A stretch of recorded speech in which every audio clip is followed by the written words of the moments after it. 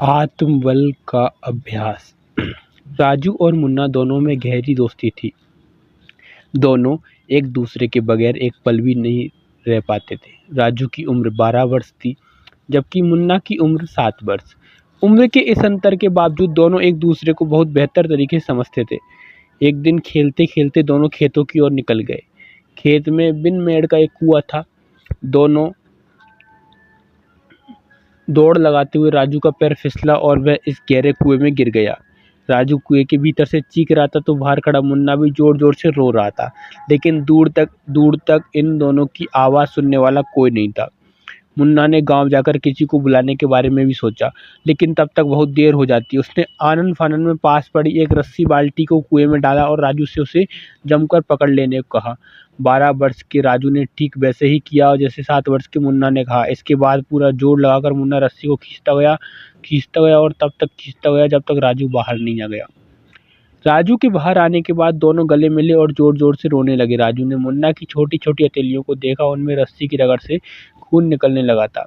दोनों गांव की तरफ चल दिए और साथ ही इस पर भी विचार करने लगे कि इस घटना के बारे में किसी को बताएं या नहीं। दोनों ने तय किया कि राजू के पिताजी को ही इसके बारे में बताएंगे। गांव में घुसते ही खेत की तरफ जा रहे राजू के पिता मिल गए। राजू ने रोते हुए बताया कि खेत पर क्या घटना हुई। इसे सुनने के बाद राजू का पिता जोर जोर से हंसने लगा और बोला, मजाक क्यों करता है? इस छुटकू मुन्ना ने तुझे रस्सी से खींचकर बाहर निकाल लिया। हंसते हुए वह आगे बढ़ गया। इसके बाद ये दोनों जिसके पास भी गए वही इन पर अविश्वास कर उनकी हंसी उड़ाने लगा। यहाँ तक कि मुन्ना की हथेली पर लगे जख्मों पर भी दवा लगाने वाली उसकी माँ ने भी यह बात नहीं मानी, लेकिन उसके मन में ये प्रश्न था कि आखिर ये हथेलियाँ कैसे छिल गई। गांव में बड़े ज्ञानी पंडित जी रहते थे और तभी उनसे सलाह मशविरा किया करते थे। मुन्ना और राजू को साथ लेकर मुन्ना के माता पिता पंडित जी के पास गए और बोले कि देखिए पंडित जी, ये दोनों कहानी बना रहे हैं और सच्ची घटना नहीं बता रहे। पंडित जी ने भी घटना सुनी और बोले कि ये साफ साफ तो घटना के बारे में बता रहे हैं। राजू के कुएं में गिरा और मुन्ना ने उसे बाहर निकाल लिया। मुन्ना की माँ जोर से बोली कि यही तो मैं कह रही हूँ पंडित जी, ये कैसे हो सकता है? पंडित जी मुस्कुराए और बोले, तुम्हारा प्रश्न सही नहीं था। तुम्हें ये पूछना चाहिए था कि मुन्ना ये कैसे कर पाया, लेकिन तुम सब इसकी बात पर अविश्वास कर सवाल ही सही नहीं पूछ रहे हो। दरअसल जिस वक्त मुन्ना ने रस्सी से राजू को बाहर निकाला, दूर दूर तक उससे कोई ये कहने वाला नहीं था कि वह ऐसा नहीं कर सकता, इसलिए वह ऐसा कर पाया। पूरे जीवन भर लोग हमें यही समझाते हैं कि हम क्या क्या नहीं कर सकते। अगर कोई हतोत्साहित न करे या हम किसी की बातों से हतोत्साहित न हो तो ऐसे आश्चर्यजनक काम कर सकते हैं जो लोगों को असंभव लगते हैं। खास तौर पर जो जीवन में स्वयं कुछ नहीं कर पाते, वे औरों को कुछ करते हुए देख विश्वास भी नहीं कर पाते। ऐसे लोग आपको जीवन में मिलते रहेंगे, लेकिन उनसे प्रभावित होकर इनमें शामिल होना या अपनी ऐसी में शक्ति को पहचानना, इसका फैसला आपके हाथ है। आपको पूरी ज़िंदगी ऐसे लोग मिले और आज भी मिलते होंगे जो हर बात में आपसे ये कहेंगे आप ऐसा नहीं कर सकते। अगर आप भी ऐसे किसी से ऐसा करने के रोग से ग्रस्त हैं तो आज ही हतोत्साहित करने की और किसी अन्य की हतोत्साहित करने की आदत से बचें।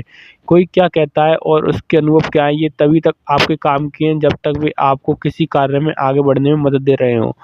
यही सलाह देने वालों और हतोत्साहित करने वालों में फ़र्क करना बहुत मुश्किल नहीं। आपकी अपनी बुद्धि का समर्थन सही और गलत फैसला कर लेता है, बशर्ते आप शांति से किसकी बात को सुन रहे हो और बिना उस पर प्रतिक्रिया दिए।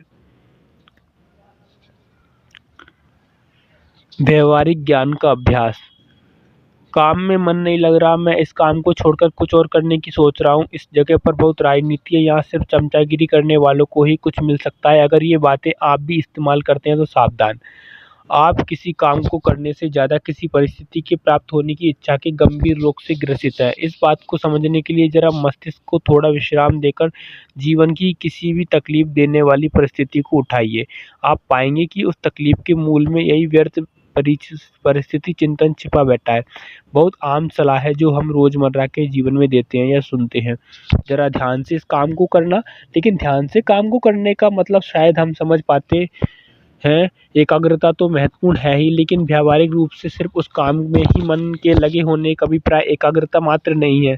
उस काम में मन लगे होने में भी हम उससे प्राप्त होने वाले सुखमय परिस्थिति या अप्राप्ति में दुखमय परिस्थिति के चिंतन में आबद्ध रहते हैं। अनासक्ति पर तो पूरी गीता लिख दी गई है और उसे अभी कर्मण्यवादी का रास्ते के जरिए समझाएं तो लगेगा अरे यह तो बहुत बार सुन चुके हैं। कई बार तो यह कह दिया जाता है कि कुछ व्यावहारिक ज्ञान बताइए, किताबी ज्ञान से क्या होता है। ज्ञान तो व्यवहारिक ही है, लेकिन वह व्यवहार आपका होना चाहिए। यह व्यवहार कहीं बाहर से नहीं आता और न ही इसका कोई इंजेक्शन बाजार में मिलता है। स्वामी शरणानंद इस विषय को बहुत ही सरलता से समझाते हुए कहते हैं कि हमारे दुखों और जीवन में रुचि या रस की कमी के पीछे यही सबसे बड़ी वजह है। हम किसी काम को करते वक्त किसी परिस्थिति विशेष की प्राप्ति का चिंतन करते हैं, जबकि वह हमारे हाथ में है ही नहीं। इसे जीवन की किसी भी घटना से जोड़कर आप देख सकते हैं। जब आप भी कोई काम करते हैं तो उसमें लोगों की प्रशंसा या उदासीनता अथवा लाभ आदि की तस्वीर को भी बना लेते हैं, सतत इसका चिंतन करते रहते हैं। यह ठीक वैसा ही है जैसे परीक्षा की तैयारी के दौरान हम पढ़ने से ज़्यादा इस बात पर जोर दिया करते थे कि प्रश्न पत्र कैसा आएगा, क्या होगा अगर वह परीक्षा में पास नहीं कर पाया। कुछ ये भी सोचते थे कि कम से कम इतने अंक तो इस परीक्षा में लाने ही चाहिए। कुछ लोग तर्क देते हैं कि इन बातों से उत्साह बढ़ता है। यह एक बहुत बड़ी भ्रांति है कि सकारात्मक परिणामों के सतत चिंतन से उत्साह बढ़ता है। दरअसल ऐसे मौक़ों पर यह सकारात्मकता एक भय को भी अपने साथ समेटे रखती है। जब भी आप किसी परिस्थिति के परिणाम के प्रति आसक्त होते हैं तो उसके वैसा नहीं हो पाने की स्थिति, बुरी तरह से टूट जाने की बहुत सी संभावनाओं का भी विकास कर लेते हैं। अगर आप किसी काम को करते समय परिणाम की बजाय अपनी ऊर्जा को काम को बेहतर तरीके से करने की तरफ लगाएंगे तो निश्चित ही आपको बेहतर परिणाम प्राप्त होंगे। यह भी हम सब जानते हैं कि अच्छी तैयारी और दक्षता हमेशा सुपरिणाम ही लाती ही है, लेकिन इस सुपरिणाम के प्रति अति आत्मविश्वास कार्य क्षमता को बुरी तरह प्रभावित करता है। इससे यह मिलेगा या नहीं का चिंतन आपकी कार्यकुशलता पर बुरा प्रभाव डालता है। आप सत्य की खोज करना चाहते हैं तो इसी क्षण आप उसके बारे इसके क्या परिणाम आएंगे, कुछ मिलेगा या नहीं, यह किताब इसमें मददगार है या नहीं, जैसी तमाम बातों को दिमाग से निकाल फेंकिए।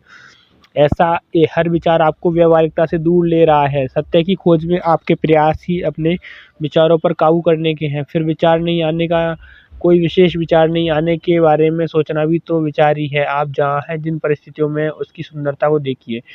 अगर आपको परिस्थितियाँ कठिन लग रही हैं तो उनकी जड़ में जाइए, देखने की कोशिश कीजिए। अगर आपका कोई निजी स्वार्थ या आपकी अकर्मण्यता तो उसकी वजह नहीं।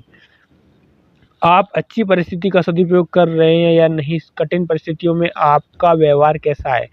आप उनसे निपटने पर विचार करने की बजाय वे क्यों का रोना तो नहीं रो रहे हैं। सत्य की खोज की तैयारी में ये प्रश्न अपने सामने उपस्थित करने आवश्यक है। आप अपने जीवन का पल प्रतिपल अनुसंधान करना शुरू कीजिए। अपनी अच्छी परिस्थितियों के लिए जिम्मेदार सद्गुण और बुरी परिस्थिति के लिए जिम्मेदार दुर्गुणों को अपना ही जान सकते हैं। एकाग्रता का अभ्यास। एक है प्लस अग्र से मिलकर बना एकाग्र। इसका शाब्दिक अर्थ निकल कर आता है एक को ही आगे रखना, अर्थात किसी एक लक्ष्य को या एक काम को सामने रखना ही एकाग्रता है। एकाग्रता के लिए किसी प्रयास की आवश्यकता नहीं होती। जितना सहज और विश्राम में मस्तिष्क होता है उतनी जल्दी एकाग्रता मिलती है। हालांकि भगवद गीता में अर्जुन के लिए भी यह बहुत दुष्कर दिखाई पड़ती है। मन का चंचल घोड़ा एक जगह ठहरता ही नहीं। मन की इस रूप से यह एकाग्रता हम सभी के लिए एक चुनौती सी दिखाई पड़ती है। जीवन समग्रता का नाम है। आप सत्य बोलते हैं लेकिन नशा भी करते हैं तो बात नहीं बनेगी। आप कुछ काम तो सत्य की राह पर करते हैं लेकिन बाकी काम असत्य का ही संग कर रहे हैं तो सही मायनों में सत्य का संग हुआ ही नहीं। यानी आपके पूजन भजन नियम आदि सब बेकार है।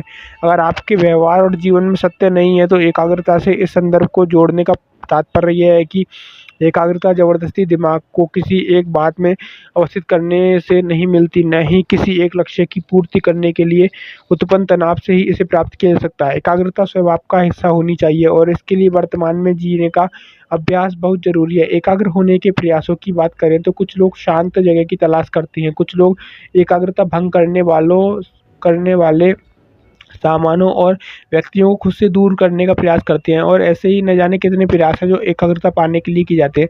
हालांकि एकाग्रता को सहज बनाना ही सबसे उत्तम होता है। एकाग्रता की सहजता का उदाहरण समझने के लिए आप अपने जीवन में सीखी हुई किसी भी विधा के शुरुआती दिनों को याद कीजिए। सबसे सामान्य बात होती है कार, दोपहिया वाहन या साइकिल चलाना सीखना। शुरुआती दिनों में कितना प्रयास भारी करना पड़ता है, बहुत डर डर कर गाड़ी चलाई जाती है, लेकिन जब आप इसका अभ्यास हो जाता है तो फिर कितनी भी भीड़ भाड़ या दुर्गम इलाकों में हम सहजता से कर पाते हैं। हैं। शरीर में कोई परिवर्तन नहीं आता, बस हमारा मस्तिष्क उसका अभ्यस्त हो जाता है। इसी तरह आप संसार के किसी भी काम को ले लीजिए, शुरुआती दिनों में आपको उस कार्य में स्वयं को एकाग्र करने के लिए अतिरिक्त प्रयास करने पड़ेंगे। कई लोग ऐसे होते हैं जो सतत अभ्यास न होने की वजह से कई कामों को अधूरा छोड़ देते हैं और फिर जीवन में कभी उन्हें सीखने का प्रयास नहीं कर पाते। शुरुआती दिनों में एकाग्रता का न मिलना मन में इतने गहरे बैठ जाता है कि यह कार्य बहुत दुष्कर लगने लगता है।